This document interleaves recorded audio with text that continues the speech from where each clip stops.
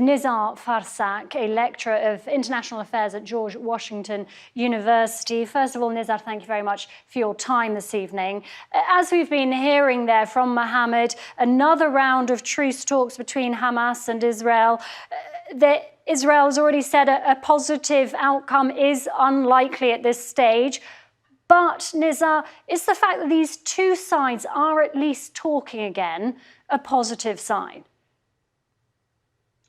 Definitely. And it's not true that it's harder. In fact, there has been progress in the details. Both sides, Hamas has been willing to make the issue of a total ceasefire something to be guaranteed for the next phase, while Israel has been more flexible on the names, or at least the number of people, prisoners, Palestinian prisoners who have life sentences to be released. So there is a movement. The Israeli government, of course, wants to look tough.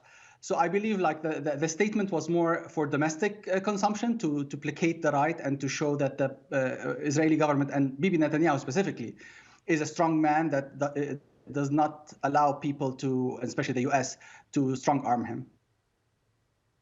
What does the current proposal being negotiated include, do you know, in comparison to previous frameworks that we've seen? So it includes a bit more detail. Hamas had wanted around 950 prisoners to be released. They went down to around 400. There was the issue of which Israeli hostages would be released, and Israel wanted and still wants to know the names of the hostages and the ones that are alive and the ones that are not alive before they agree on who gets released from the hostages. And likewise, Hamas wants to decide which Palestinian prisoners with life sentences get released, and Israel doesn't want that to happen. The fact that they're going into that much detail is in fact proof that both parties feel that they have something that they can get, and both parties are more desperate for some sort of win.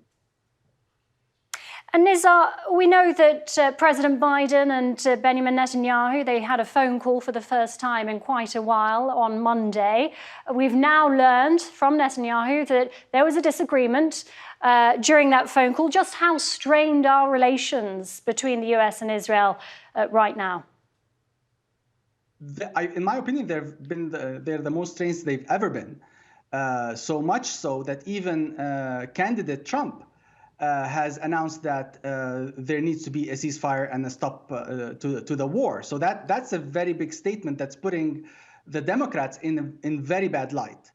And of course, Bibi Netanyahu prefers Trump over Biden, but definitely doesn't like statements like that.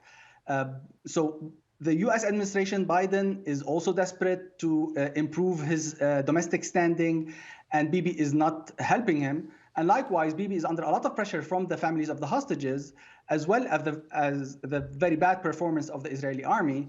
He's desperate for a win, and he needs the Americans for such a win.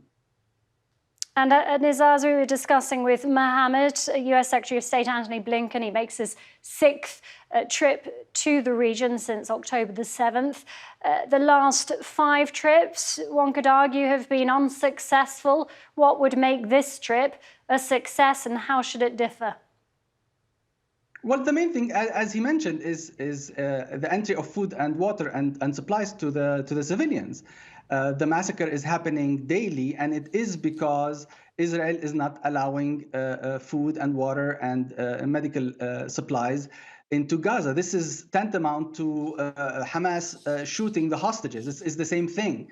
But somehow the US specifically and the world is tolerating this wanton killing of Palestinians just by sheer starvation. And that's, I think, the main thing that Blinken needs to deliver on.